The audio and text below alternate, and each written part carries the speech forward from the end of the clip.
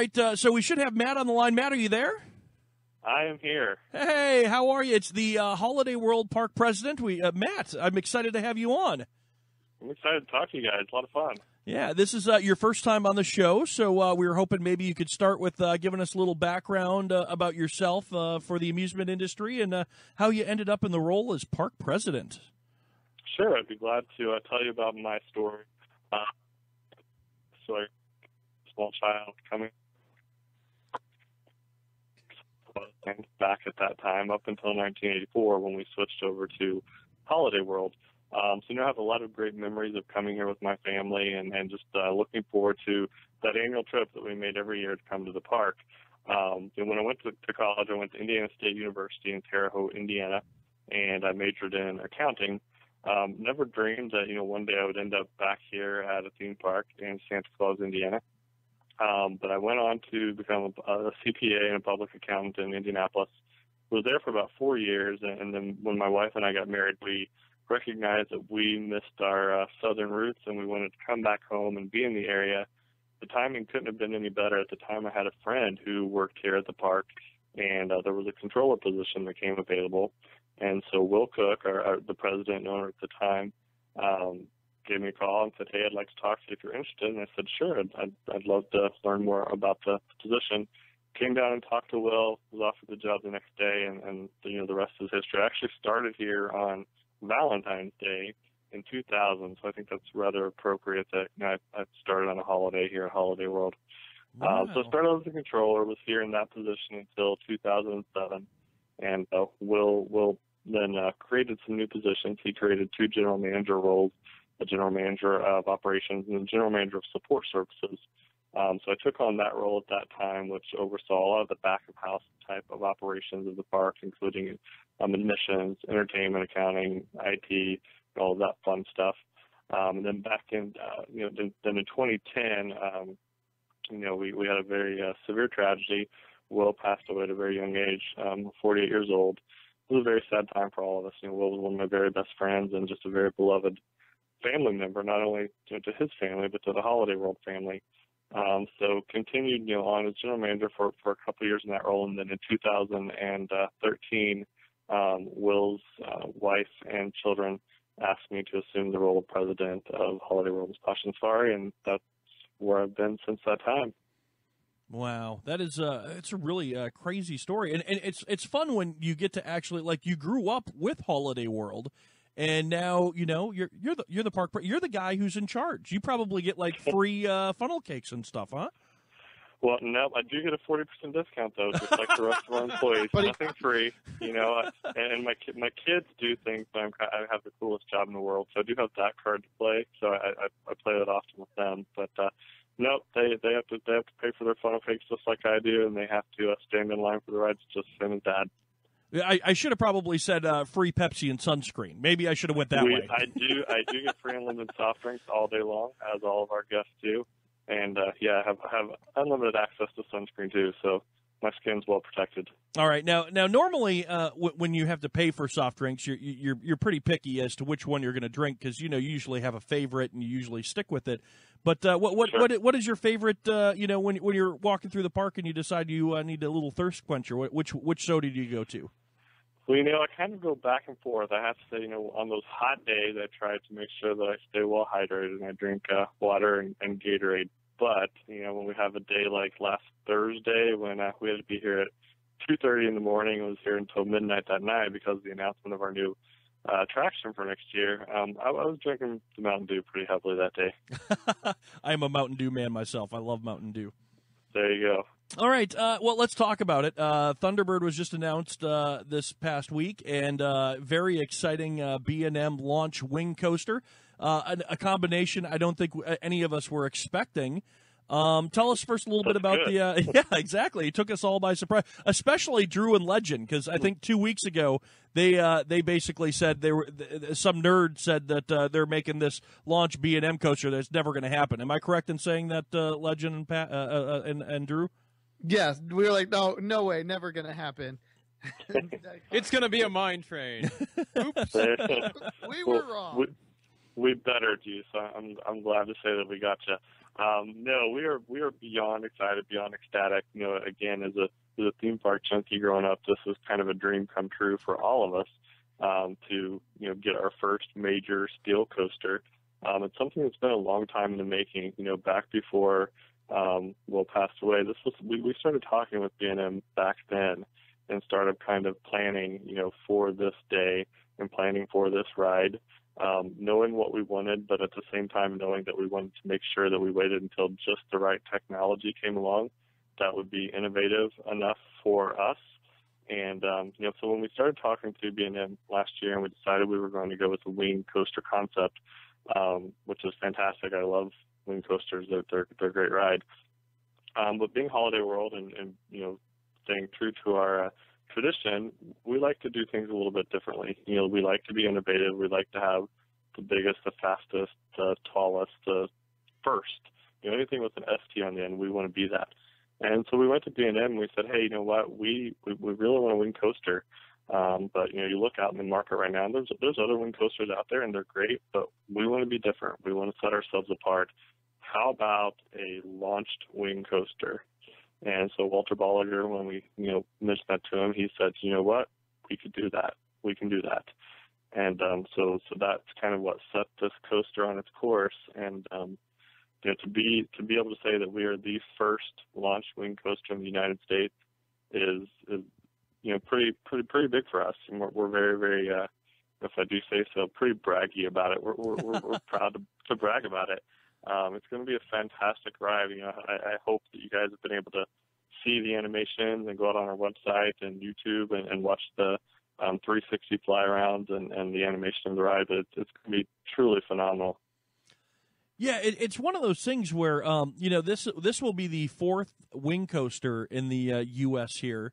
And there's one coaster I haven't been on, and I'm told that is the best of the wing coasters so far, and that's the one up in by Chicago, Great America there.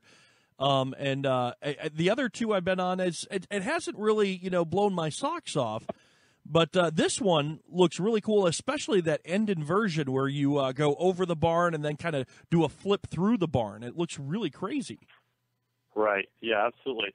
And that's something I think is going to be different about ours. And unlike you, I have ridden the one in Chicago, and it was fun. It was great, but ours is going to be better.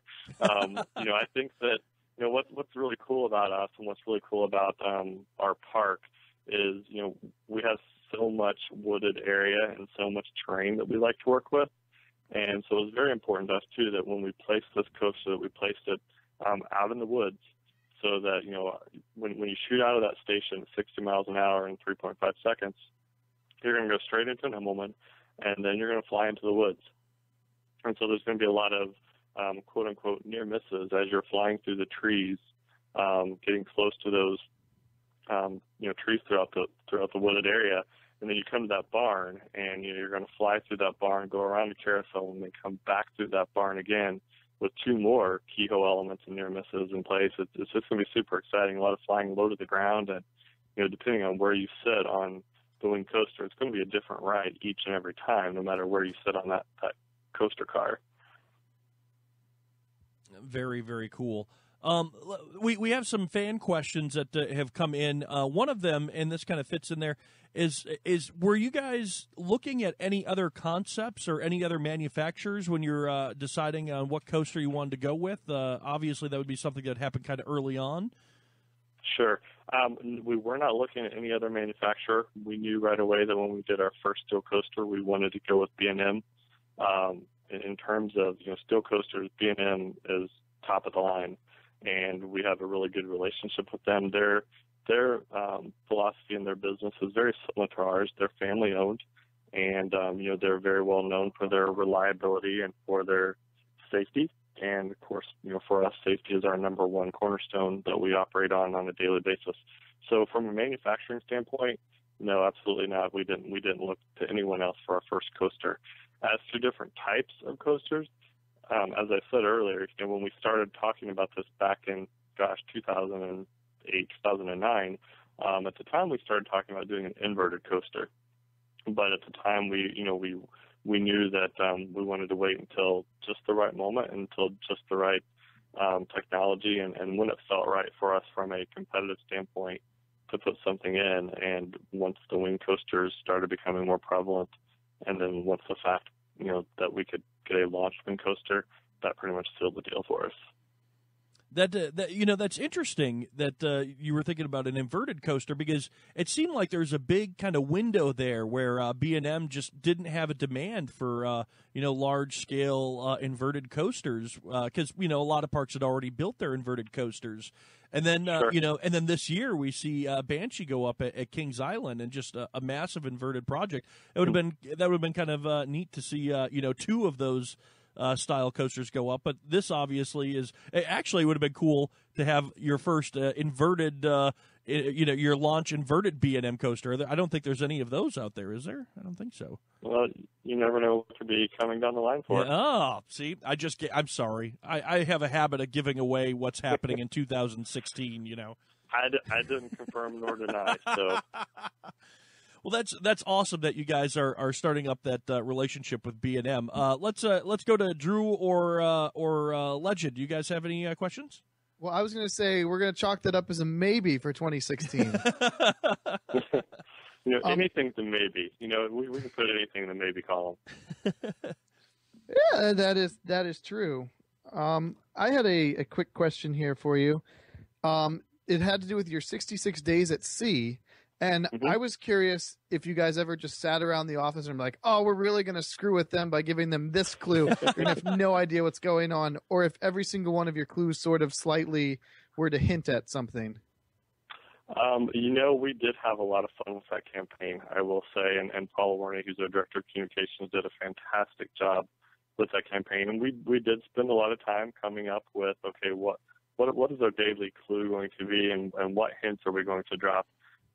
There were definitely days where there were some very pointed clues, and there were definitely days that there were a few red herrings in there too that were meant to make you think, I wonder if it could be this, and it really meant nothing at all. That was part of the beauty of it. It would have been fun if you guys started putting up, like survey markers that just had different manufacturers written on it, like right. Pro Slide, right. And then just put it out, a couple of feet off the path, so a fan would see it and be like, oh, "There's Pro Slide," and then all of a sudden down the path a little further, it had another manufacturer on it. Right. That would be messing with it a little too much. Again, I think we accomplished what we'd hoped to accomplish with the campaign, and that I think it did stir up a lot of awareness and a lot of speculation and a lot of people making guesses as to what it would be. And it was fun reading all of the reviews and going out there and seeing what our coaster enthusiasts were saying about it. Some were hitting the nail on the head, some were way off in left field, and then those that were hitting the nail on the head were turning right around and throwing out something just completely not right. So one of their first guesses was correct, and then all of a sudden they changed to something else that was nowhere near correct. Exactly. So it was a lot of fun, and I thought it was a really fun campaign, and I think that, again, to brag, I think that's something we did really well. I really praise our entire team and our entire staff for being able to keep this a secret as long as we did. Well, now track has already started arriving, and you guys have started construction and everything. Where are we at in construction now, and what kind of timeline are we looking at? From a timeline standpoint, we're hoping to have everything up by February and ready to go and start testing. Yes, track did start arriving Monday morning.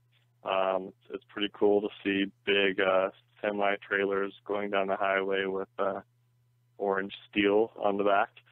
We've kind of adopted there's the Netflix show out now, Orange is the New Black. We're saying orange is our new track. That's kind of our tag right now, which I think is very, very appropriate. Most of the footers are now poured, and we're starting to really make a lot of progress. And we can do much more now, obviously, because the world is now in on our secret. Did you have to delay B&M from delivering the track? Were you like, no, wait, don't do it until this day, so we don't want people to see? No, our timing was very well planned. We knew when the first ship was going to come in, and so we started. We then kind of backtracked and said, okay, well, we know we're getting a shipment on Monday the 28th, and we need to kind of go backwards and do the announcement on the 3rd, on the 24th, and then work backwards 66 days from then, and that's kind of when the campaign started. So it was all very well orchestrated and very well timed and very well planned, and luckily everybody stayed right on schedule. Very, very cool. So this track has come overseas. Then it wasn't done in Ohio. Our track actually comes from Ohio. It comes from a company in Ohio that manufactures all of the steel for B&M. Oh, okay, gotcha. Go ahead.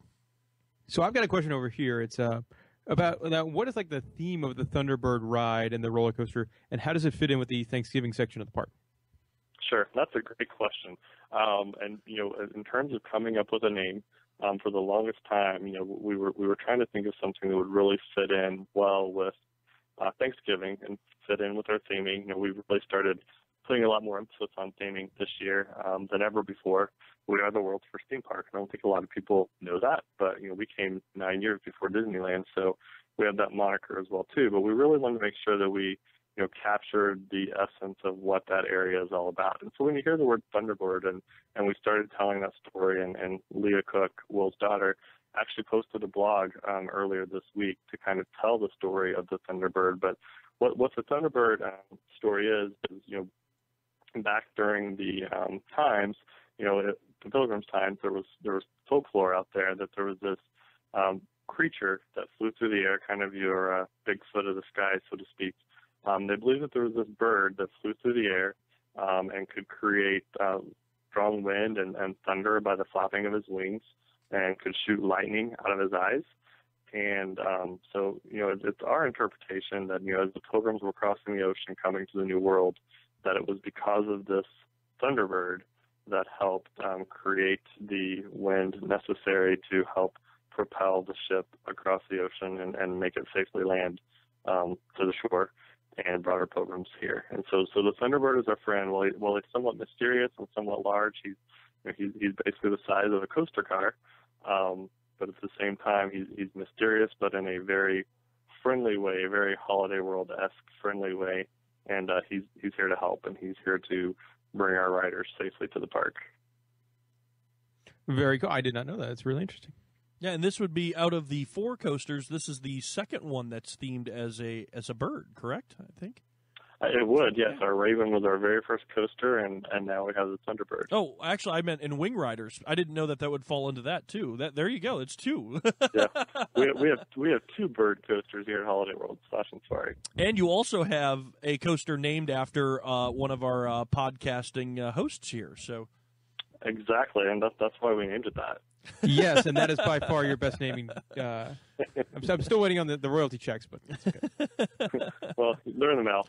Right. Actually, he doesn't work for money. He works for funnel cakes. So it's backlog. Come on over. I can get you at least a 40% discount. Deal. Now, steering away from Thunderbird a little bit, you guys have now have some competition that's opened up down the road in the old Kentucky Kingdom. Obviously was there at one point, then closed down for quite a few years, and now has reopened. I mean, how do you guys perceive something like that? Is that going to make you guys, go into building bigger and better things, or are you guys just on your same plan and same routine and not really pay much attention? Sure, that's a great question too. I think that for years and years, when Kentucky Kingdom existed under Ed Hart's leadership, we coexisted very peacefully, and we operated our companies very, very well. And we of course wish them nothing but the best and wish them a safe operation as well. I feel pretty strongly that what Holiday World and Splash and Safari offers is a very unique and different experience than what they have. We really target families. That's really our primary demographic.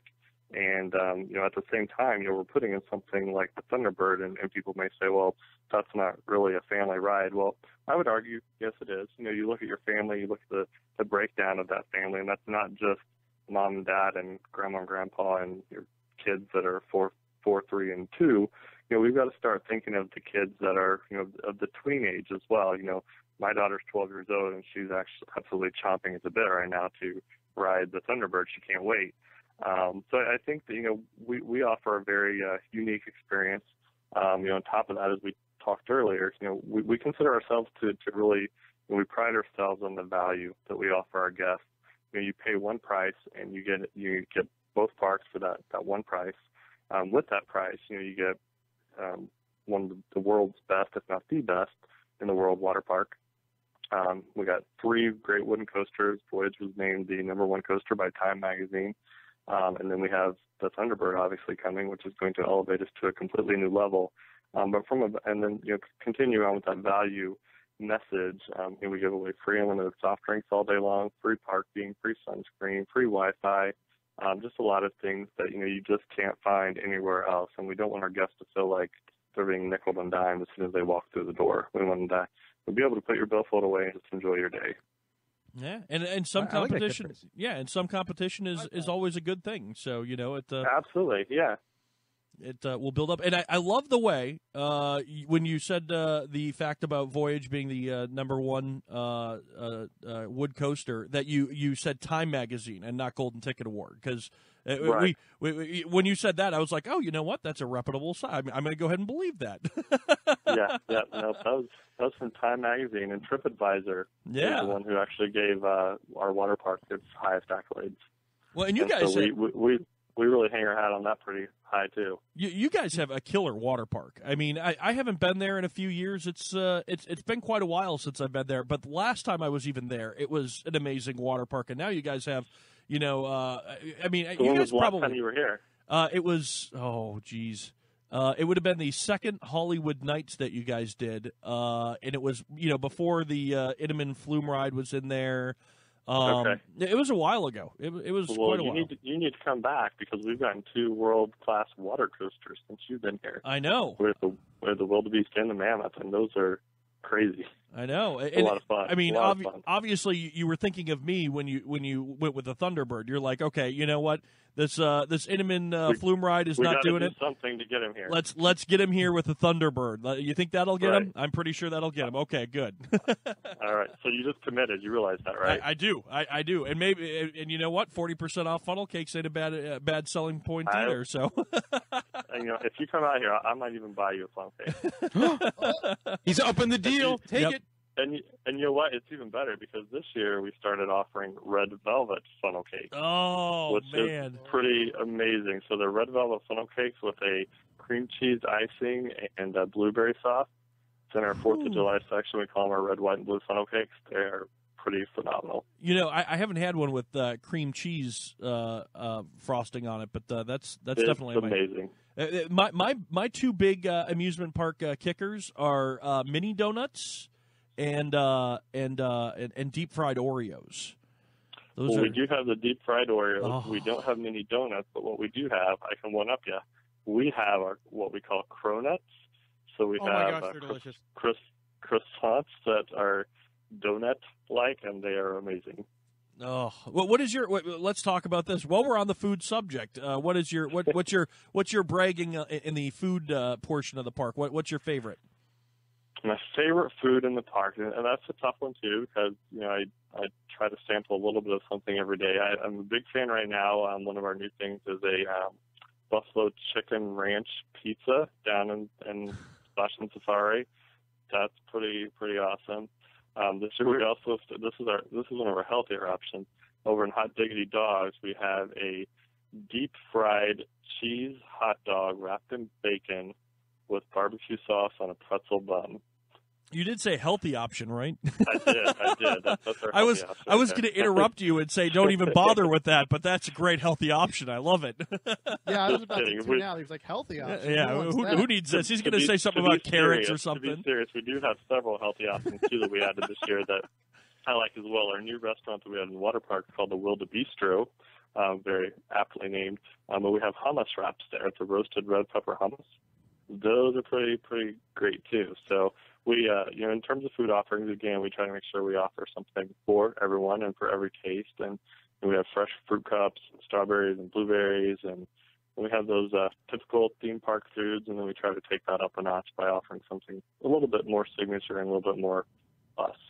I am definitely sold on this Buffalo Ranch pizza, the chicken pizza. That sounds amazing. It's pretty amazing. It's really good. Yeah, but we didn't even talk about the best food, which is the Thanksgiving dinner in Thanksgiving. Ooh. That is, you're right, and that is probably my favorite place to go. I try not to go that often because I'm trying to watch my boyish figure, which isn't easy here. But yeah, Plymouth Rock Cafe, you can get turkey, fried chicken, roasted chicken, turkey legs, dumplings, and then you have all your sides and mashed potatoes and dressing and cinnamon apples and green beans and corn on the cob. And so you can just have a good sit-down Thanksgiving dinner. It's pretty amazing.